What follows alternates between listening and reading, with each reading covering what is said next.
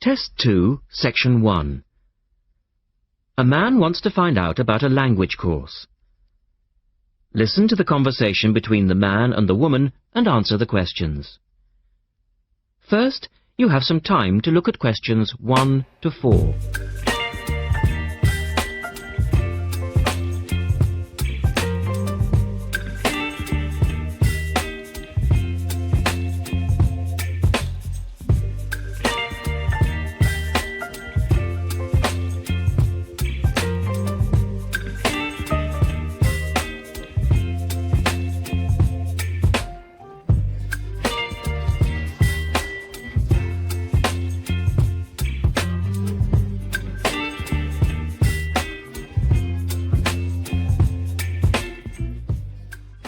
You will see that there is an example which has been done for you.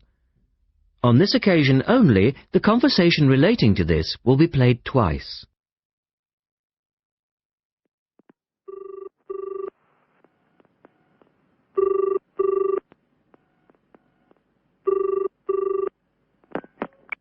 Good morning, University Language Centre. How can I help you? I'm interested in doing a language course. I did Mandarin last year, and now I'd like to do Japanese. The man says he would like to do a Japanese course, so the answer is C. Now we shall begin. You should answer the questions as you listen, because you will not hear the recording a second time. Listen carefully and answer questions 1 to 4.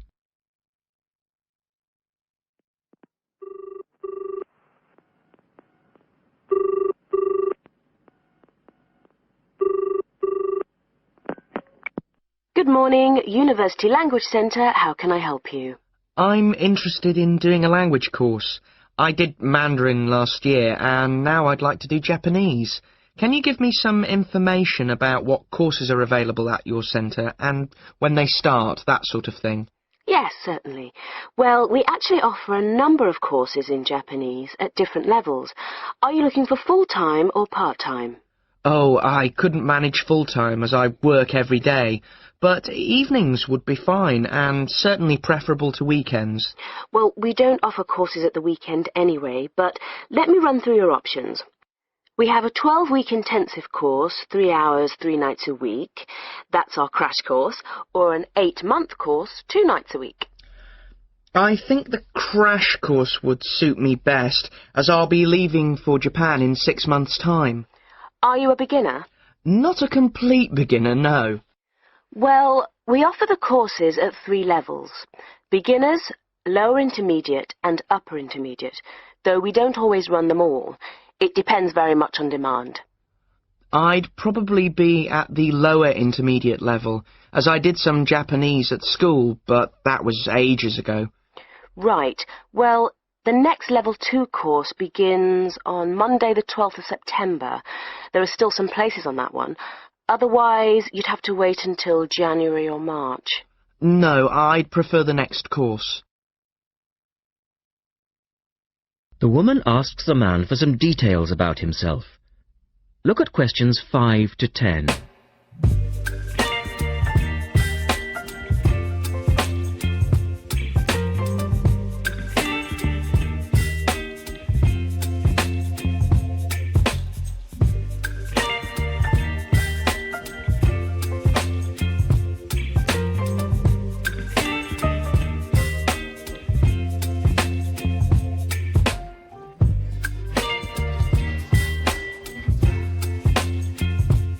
Now listen to their conversation and complete the form. Right. Can I get some details from you then, so I can send you some information? Sure. What's your name? A family name first. Haggerty. Richard.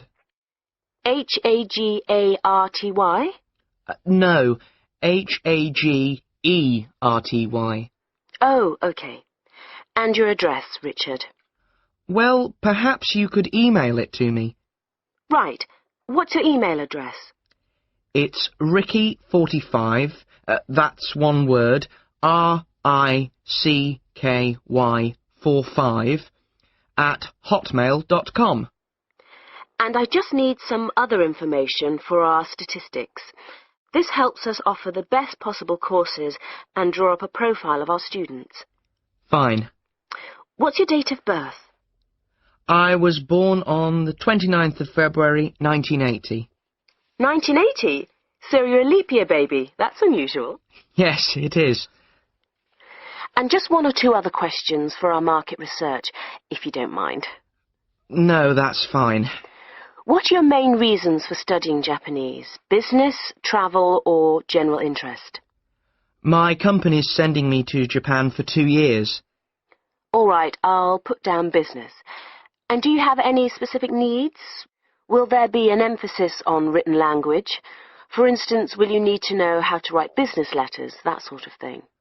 No, but I will need to be able to communicate with people on a day-to-day basis. OK, so I'll put down conversation. Yes, because I already know something about the writing system at an elementary level, and I don't anticipate having to read too much. You said you'd studied some Japanese. Where did you study? 3 years at school, then I gave it up, so I've forgotten a fair bit.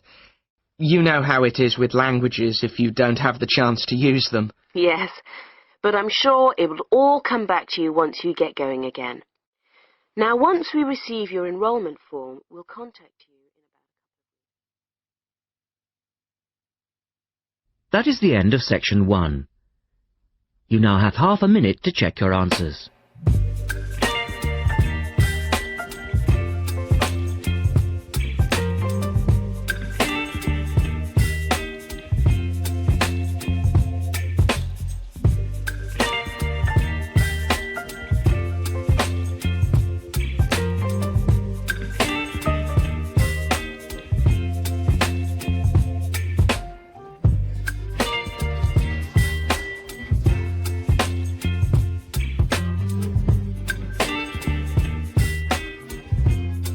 Now turn to section 2,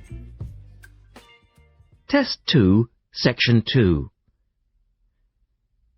You will hear a man talking on the radio about dogs which help people with their work. First, look at questions 11 and 12.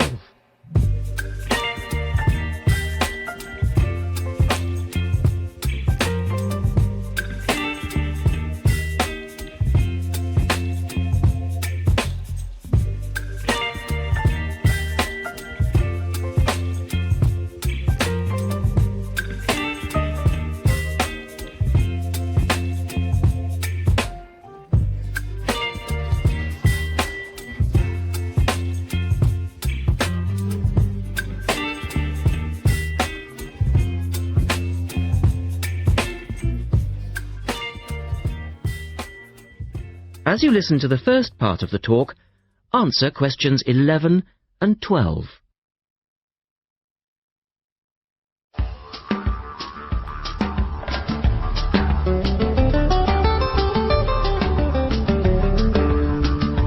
Welcome to this week's edition of Countrywide. And today, we're taking a look at a number of different breeds of working dogs. And here to report on the dogs with jobs is Kevin Thornhill. Thanks, Joanne. Well, yes, dogs with jobs is the subject of today's program. Dogs have earned themselves a reputation over the centuries for being extremely loyal. And here's a little story which illustrates just how loyal they are. Just outside the country town of Gundagai in Australia is a statue built to commemorate a dog. A dog which sat waiting for his owner to return to the spot where he'd left him. Well, the story, which was immortalised in a song, has it that the poor dog died waiting for his master, 5 miles from Gundagai, which is where they built the statue. Now that's what I call loyalty. Now look at questions 13 to 20.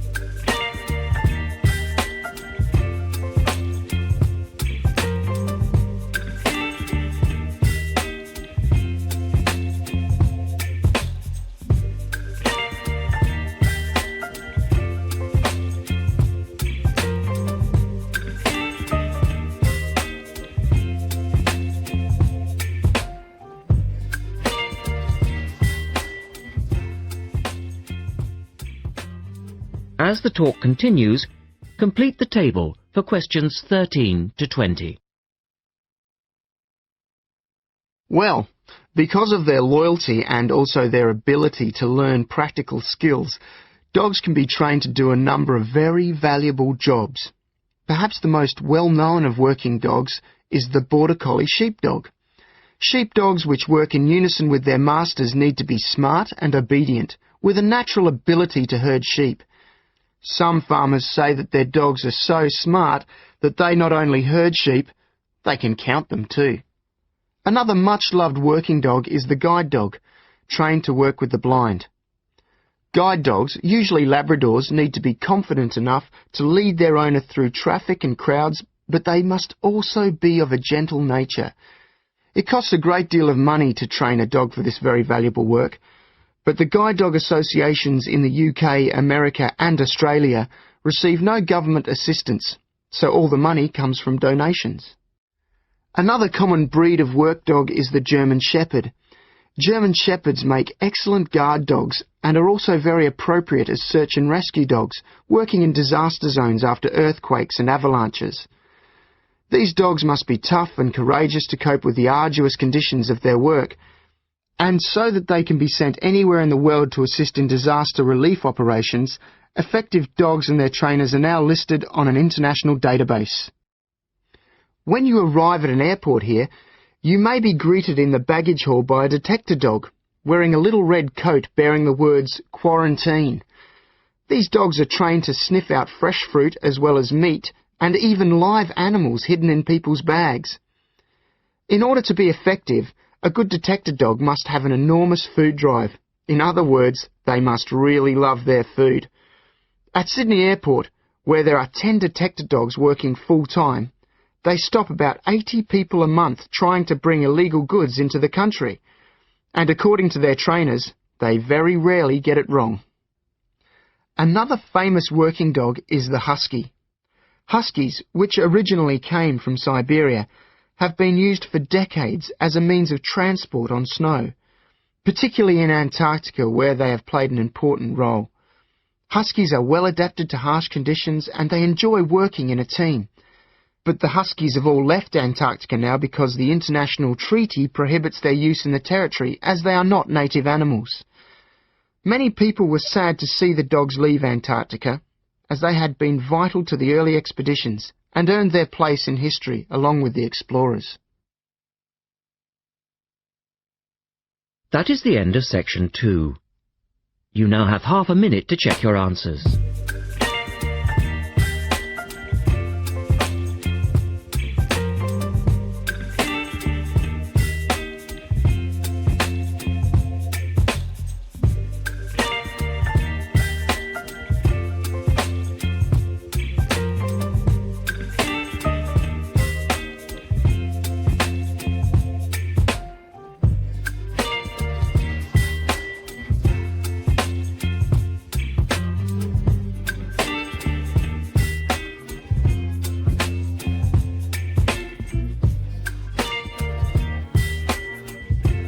Now turn to section 3. In this section, you will hear a discussion about a system of writing for the blind known as Braille. First, look at questions 21 to 23.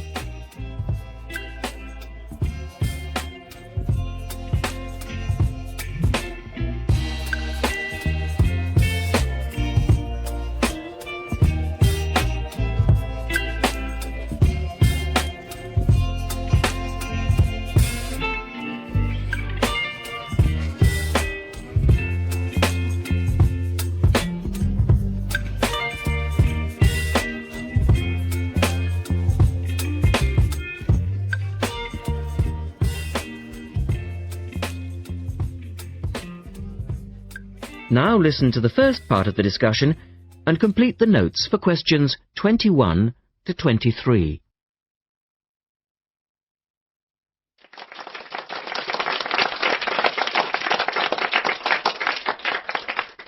We're very pleased to welcome to our special interest group today Dr. Linda Graycar, who is from the City Institute for the Blind.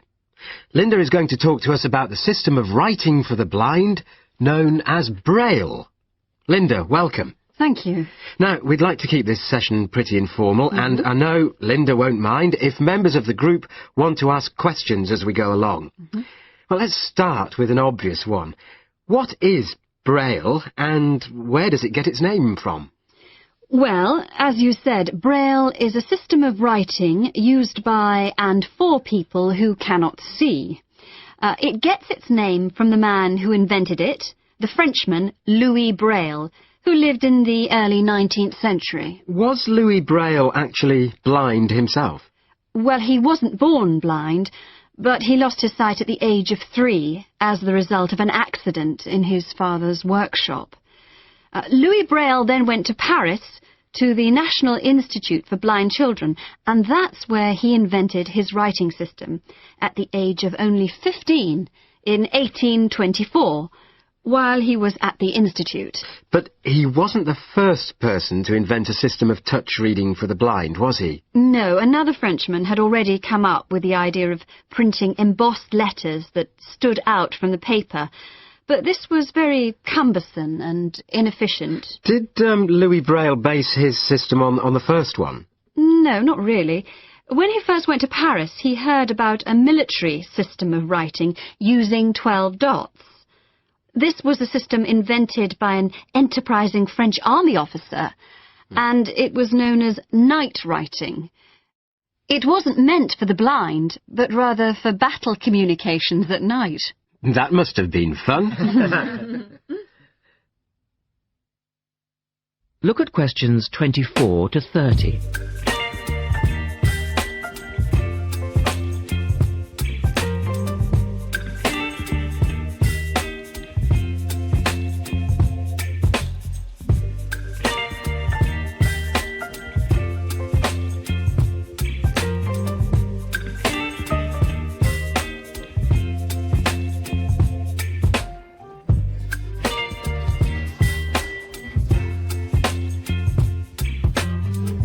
Listen carefully and answer questions 24 to 30.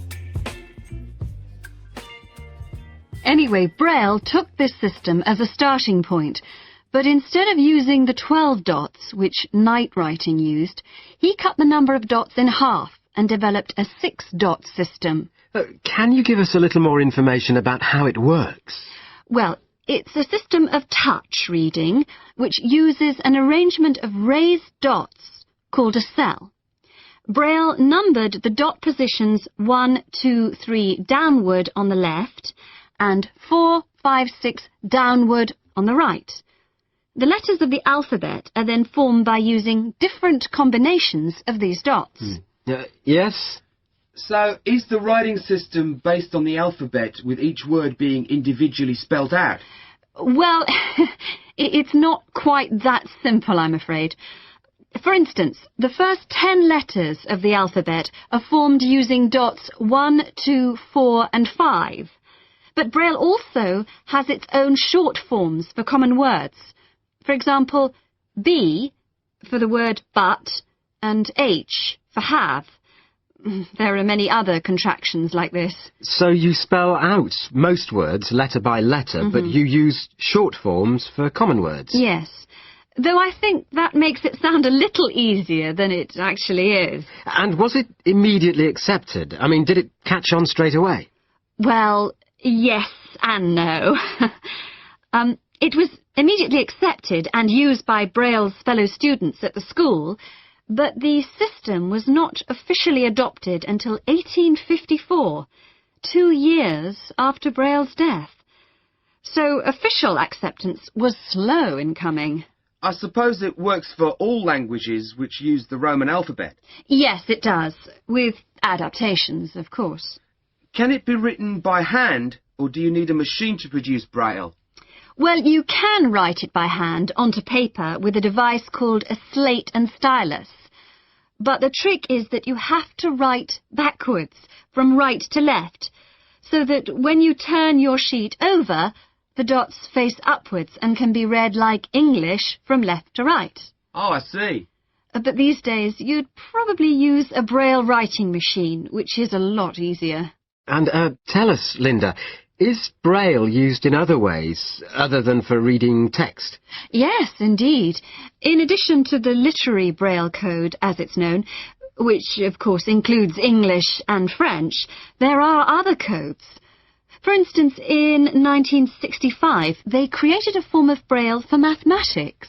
I can't imagine trying to do maths in Braille. Yes, that does sound difficult, I agree. And there's also a version for scientific notation. Oh, and yes, I almost forgot. There is now a version for music notation as well. Well, thanks, Linda. That was most interesting. Now, does anyone have any last questions? Yes. Roughly how long does it take to learn to read Braille?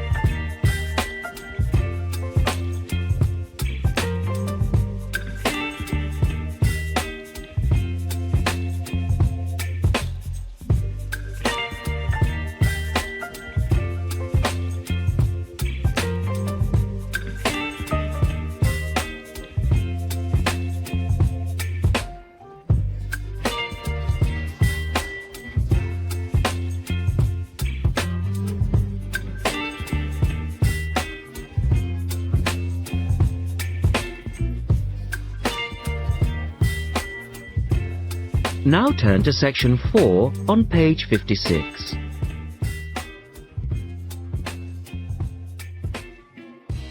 Test 2, section 4. You will hear a talk about memory in babies and young children. First, you have some time to look at questions 31 to 35.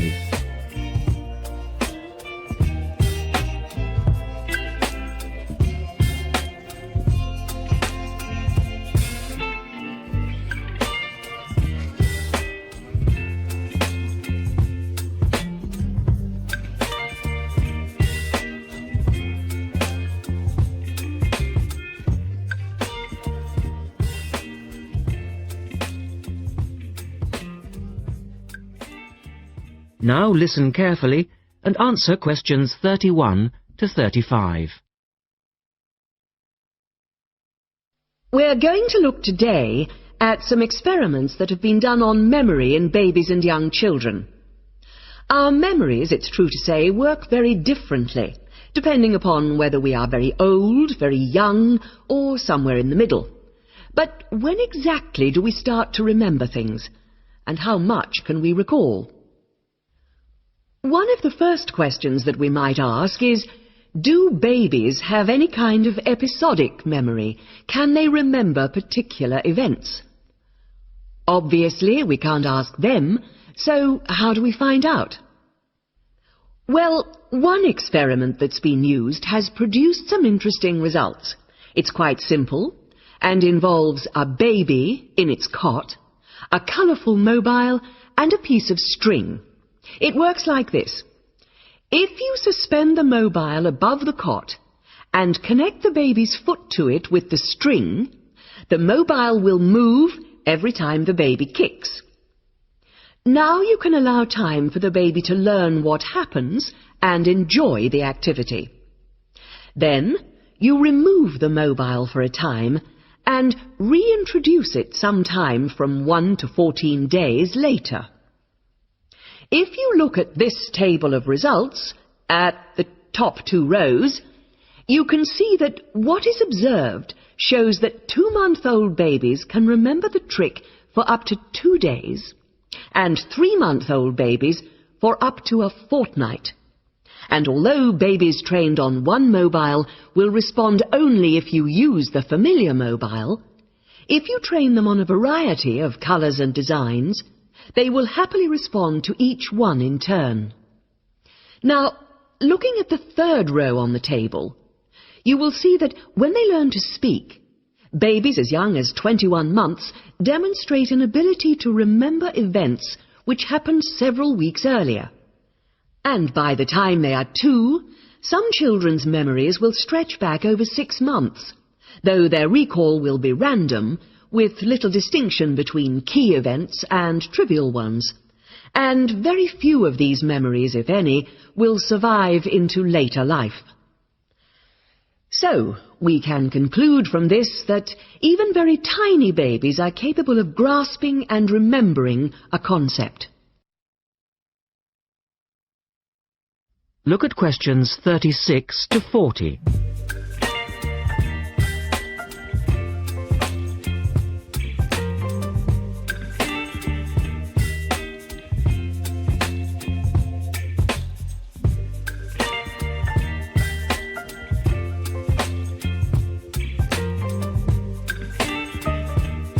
Now answer questions 36 to 40.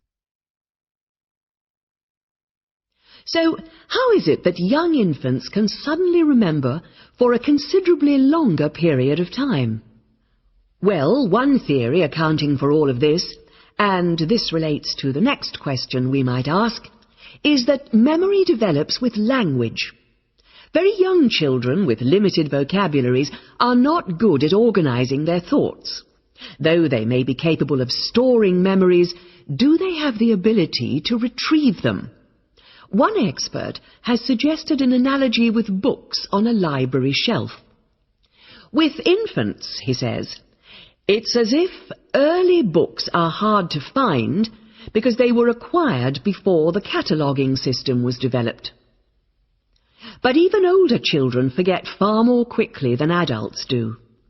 In another experiment, several 6-year-olds, 9-year-olds and adults were shown a staged incident. In other words, they all watched what they thought was a natural sequence of events. The incident went like this. A lecture, which they were listening to, was suddenly interrupted by something accidentally overturning. In this case, it was a slide projector. To add a third stage, and make the recall more demanding, this accident was then followed by an argument. In a memory test the following day, the adults and the 9-year-olds scored an average 70%, and the 6-year-olds did only slightly worse. In a retest 5 months later, the pattern was very different.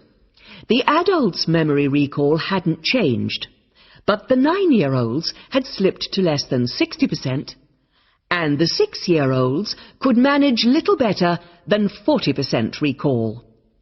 In similar experiments with numbers, digit span is showed to vary enormously. That is the end of section 4. You now have a minute to check your answers.